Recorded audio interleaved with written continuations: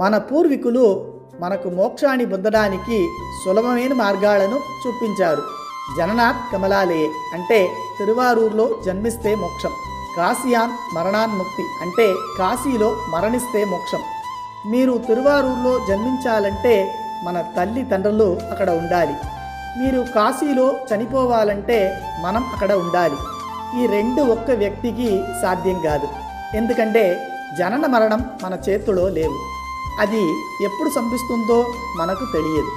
దర్శన అప్రసదసి అంటే చిదంబరం దర్శనం చేస్తే మోక్షం. చిదంబరంలో దర్శనం చేసుకోవడం కొంతవరకు సాధ్యమే. కానీ దానికోసం మనకు నటరాజస్వామి యొక్క పరిపూర్ణ కృప ఉండాలి. దర్శనం అంటే ఊరికే దర్శించడం కాదు. మన వల్ల అయ్యేది ఏమీ లేదు.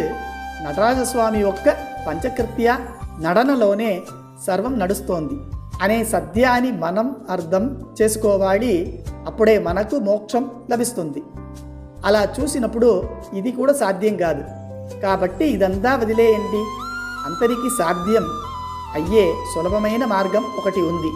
మీరు ప్రపంచంలో ఎక్కడ ఉన్నా మన అరుణాచలమును స్మరించి ఆయనను హృదయపూర్వకముగా వేడుకొని అరుణగిరికి అరోహర అని ఒక్కసారి తలుచుకున్నారంటే మీరు మోక్షాన్ని పొందుతారు.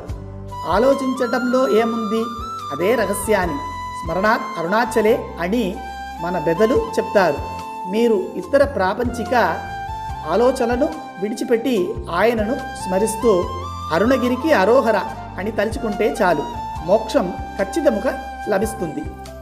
துவக்கர அறிந்து பிறக்குமாறூரும் துயர்ந்திடாது அடைந்து காண்மன்றும் ஓப்புடன் நிலைத்து மறிக்குமோர் பதியும் ஒக்குமோ நினைக்கும் நின் நகரை பவக்கடல் கடந்து முக்தியம் கரையில் படர்பவர் திகைப்பற நோக்கி தவக்கலம் நடத்த உயர்ந்து எழும் సోనశైలనే కైలి నాయగనే. కర్పனை களஞ்சியம் శివప్రకాశ స్వామిகள் రచించిన సోనశైల మాలై.